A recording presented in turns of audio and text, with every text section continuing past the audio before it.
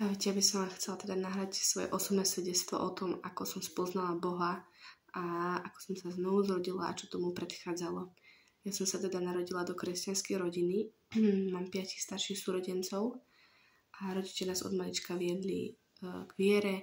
Proste u nás doma bola normálka, čítať si slovo, modliť sa, chodiť do kresťanského spoločenstva každú nedeľu a párkrát do roka sme mali také veľké kresťanské stretnutia, kde sa zišlo niekoľko stovák ľudí a ja som mala viacero takýchto kamošiek z týchto kresťanských rodín a ako dieťa som to brala úplne normálne, proste mala som to rada a jednoducho cítila som sa byť aj milovaná aj doma, aj vonku, mala som nejakých tak rovesníkov a tak a už ale keď som bola na základnej škole, tak ma začali šikanovať spolužiačky.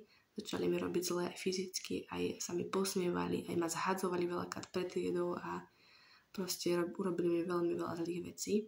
A toto trvalo skoro väčšinu základnej školy, kým vlastne sa to potom nevyriešilo, takže tie spolužiačky odišli na inú školu. A mne sa veľmi uľavilo, lebo už som začala mať aj určité zdravotné problémy kvôli tomu. No a ja keď som mala možno nejakých 11-12 rokov, tak som začala pociťovať teda, že nechcem ísť touto cestou viery, ako idú moji rodičia, moji súrodenci. Začala som sa búriť voči tomu, pretože v tej dobe som to tak brala aj tú výchovu mojich rodičov, že sú veľmi, že mi všetko zakazujú, že ma obmedzujú, že som sa cítila veľmi taká neslobodná, lebo moji rovesníci mohli veci, ktoré ja som nemohla robiť a jednoducho proste som to prežívala úplne inak. A cítila som sa fakt tak, že mi zakazujú všetko a že teda ja som tak vnímala aj Boha, že Boh je taký istý, že on mi zakazuje veci, že mi proste nechce dovoliť toto a toto. A ešte som vyrastala aj bez televízie, pričom všetci proste ľudia mali okolo mňa, takže som sa aj cez to cítila taká obmedzená. A jednoducho spočiatku to moji rodičia nevedeli, som to tak nejak tajila a hrala som to tak, že akože dobre, však chodím, čítam si slovo a tak ďalej všetko. Ale proste ma to nebavilo a neznášala som to. A keď som sa dostala na strednú školu na Gimpel, tak tam som sa začala veľmi prispôsobovať už teda spolužiakom. Veľmi som chcela byť prijatá. Tým, že som zažila tú šikanu, tak som chcela, aby ma aj tí rovesníci prijali medzi seba. A to sa teda aj podarilo, že som si tam našla aj kamošky, boli sme taká dobrá partia a vďaka Bohu, že tam tá šikana už vôbec nebola. Ale stále som si vlastne do sebou niesla takéto, že som tichá, utiahnutá, že som sa bála prejaviť, že som sa bála, keď sme mali v škole nejakú prezentáciu, alebo mala som náhodou ústne odpovedať, tak som mala z toho strašné stresy, úplne až ako by som povedala, že nadpriemerné. A vlastne už teda som to aj povedala svojej rodine, teda, že nechcem ísť tou cestou. A už o mne teda vedeli, že som v takej zbure a moji rodičia sa za mňa veľmi modlili v tej dobe. Ja som teda o tom nechcela ani počúvať, keď mi hovorili, keď ma moja mamina niekedy akože mi dávala prednášky o pekle, tak som akože to, že jedným uchom dnu, druhým uchom von a tak, to som to proste nechcela počúvať. A jednoducho šla som si toto svojou cestou, no a na tom Gimpli som to aj tak flákala, aj to učenie, že to nebolo moja priorita a tak ďalej, že som proste veľakrát mi ako keby už teklo do topánok, jak sa hovorí, a už vtedy som sa akože modlila, že som prosila Boha, že nech ma z tohto vyhrabe alebo z tohto vyhrabe a vtedy mi veľakrát pomohol, ale to bolo len také naozaj, že teraz ťa potrebujem, teraz mi pomôž, ale teda nebolo to, že by som sa k nemu nejako utiekala extrémne. A teda som sa veľmi prispôsobila aj tým spolužiakom, že som nadávala a bola som úplne jak sveták a na druhej strane som to hrala v tých kresťanských kruhoch ako dobré, zbožné kresťanské dievča.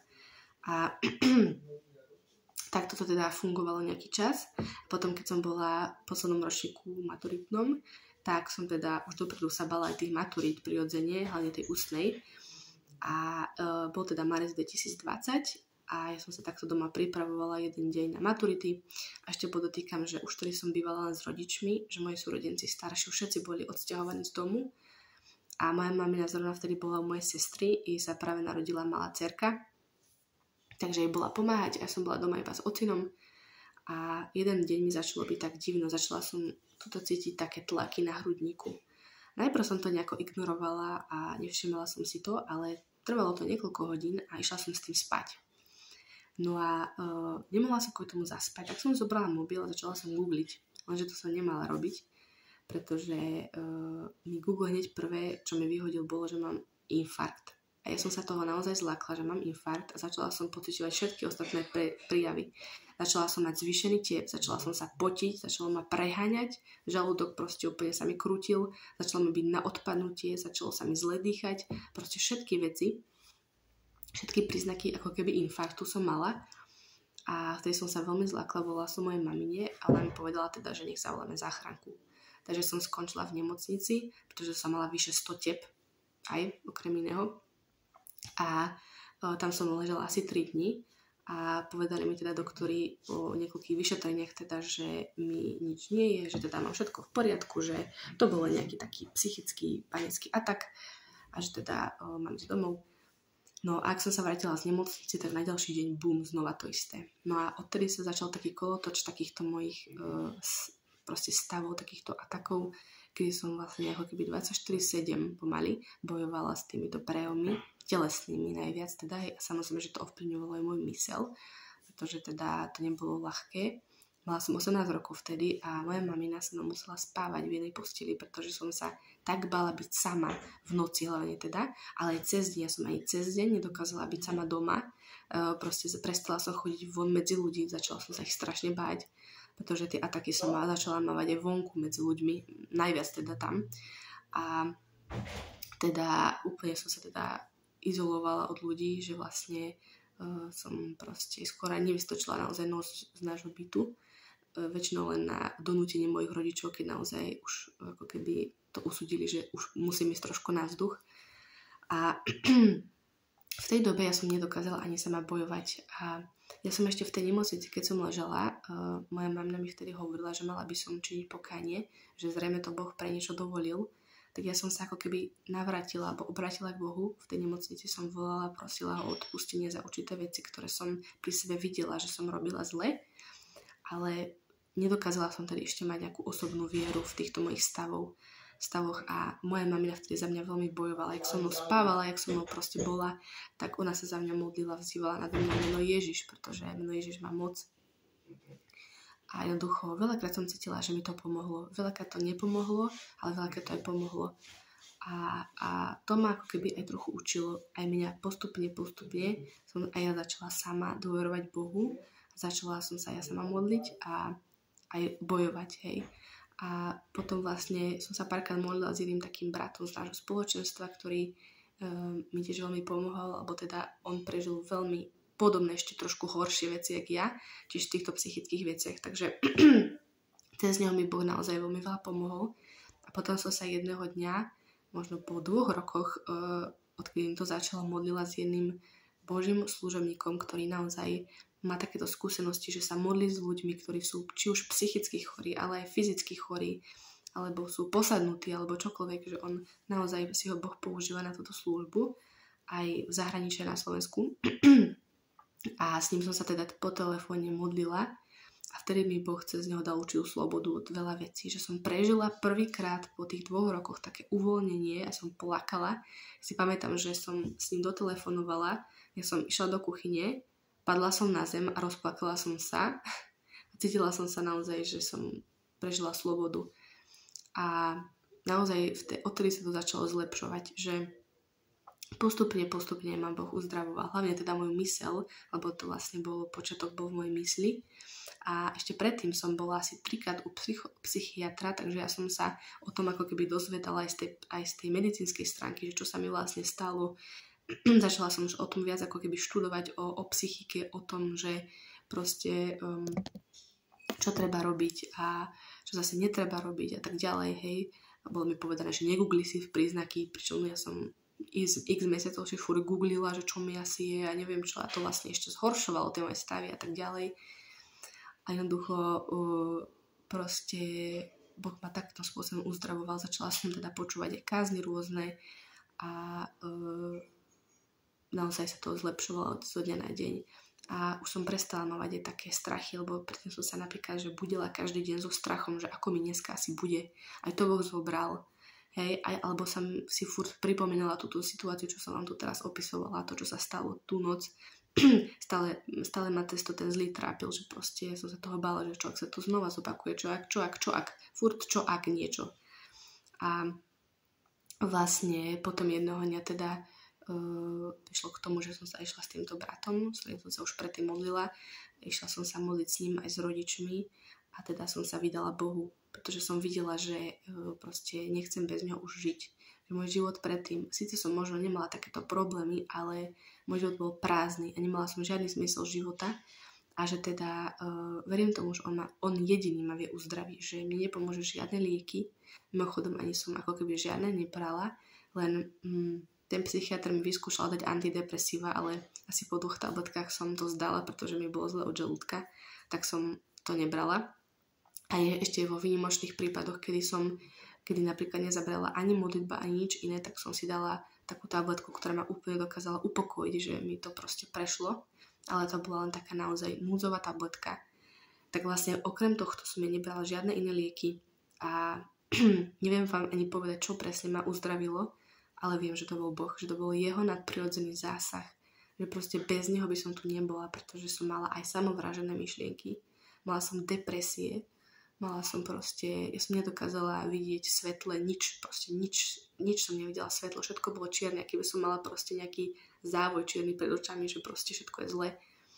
A ešte mi ani nepomáhalo v tej dobe to, že ma nechápala ani moja rodina, že proste moji rodičia pri mne stáli ako keby najviac, ale ani oni nevedeli vždy 100% pochopiť moje prejavy, ale a súrodenci veľakrát, alebo proste bližšia takáto rodina ma veľakrát nepochopila, aj to ma veľakrát videlo bolieť, takže aj cez toto ma Boh učil odpúšťať, milovať a tak ďalej. Ale viem, že dnes by som bez neho nebola tam, kde som, že proste ja môžem len svedčiť o tom, že Boh ma uzdravil môj mysel, uzdravil moje aj telo, aj keď stále do dnešného dňa nie som na tom tak, že by som bola úplne 100% uzdravená ako kedysi, ako ešte predtým. Nie som na tom tak, ale som v procese. A ešte keď som sa modlila s tým Božím služobníkom, tak mi dal Boh cez neho 103. žalm a tam je napísané, čo písal Dávid, že Hospodin ťa uzdravuje zo všetkých tvojich chorôb, že on ti odpúšťa všetky previnenia a o mladosti obnovuje ako orlovi. Tak ja to stále mám ako také jedno zasľúbenie na svoj život, že Bože, ty si mi toto povedal, že mi obnovuješ mladosť ako orlovi, že mi dávaš tú silu, že ma uzdravuješ zo všetkých mojich chorôb. To znamená, že naozaj verím tomu, že on to všetko uzdraví do detailov, všetko, ešte nejaké moje následky, lebo naozaj mám určité následky potom, keď som mala 24/7 naozaj zovretia a tlaky, tak tie následky prirodzene sú. Ale viem, že to muselo byť takto. Ja som si to ešte v tej dobe predstavovala, takže že proste sa za mňa niekto pomodlí a všetko to odíde a bude dobre. Ale viem, že to bolo pre niečo dobré, že to je proces a že to nie je hneď. Lebo by som sa inak nenaučila bojovať, nenaučila by som sa ja sama stávať sa napríklad proti tomu zlému. Nenaučila by som sa, čo to znamená autorita, čo to znamená meno Ježiš. Pretože to meno Ježiš má naozaj veľkú moc v tom duchovnom svete. Proste ten zlý musí odísť. Ako je napísané, že podriete sa Bohu, zopriete sa diablovi a utečie od vás. Že on naozaj, keď sa podriedite Bohu, on musí od vás uísť. A toto som zažila x krát. Môžem vám potvrdiť, že naozaj to má moc. A proste veľakrát to bola moja jediná záchrana, moje jediné východisko z tých stavov, že som zavolala na meno Ježiš, že som sa vzoprela tomu zlému, on ušiel do mňa. A naozaj ešte do dnešného dňa, keď niečo je, tak viem, že vždy proste mi Boh pomôže, že nie to vždy instantne, že proste poviem a on skáče, ako ja pískam, to tak nefunguje. Ale na druhej strane viem, že bez neho by som tu naozaj nebola a už sa ani neviem predstaviť žiť život bez neho. Proste, že on už je naozaj súčasťou môjho života, on je naozaj môj otec, a môj lekár, môj utešiteľ, môj radca, môj pomocník, môj proste všetky možné vlastnosti, aké sa aj v Biblii spomínajú, je môj Boh. Takže naozaj, ak aj vy máte nejaké také životné okolnosti alebo situácie, že neviete si rady, že proste ste v ťažkej situácii, máte či už takéto psychické problémy alebo nejakú fyzickú nevyliečiteľnú chorobu, vedzte, že Boh má na to páky. On má moc urobiť čokoľvek, kedykoľvek, pretože ak si vás on vyvolil, tak on to urobí svojím časom, svojím spôsobom, ale verte mu, že to urobí. Lebo on má zámer naozaj s každým človekom a každého bezpodmienečne miluje, hej. A veľakrát sú to veci, ktoré on dovolí, ako aj mne do života dovolil tú šikanu, aj tieto problémy, ale ja viem, že on s tým mal zámer. A jedno z tých vecí, jeden z tých zámerov je teda, že to môžem takto hovoriť vám a ľuďom celkovo, že ako svoje svedectvo, čo som prežila, čo Boh urobil v mojom živote, že ako som prežila aj to jeho uzdravenie, ako ho stále prežívam. Takže asi tak.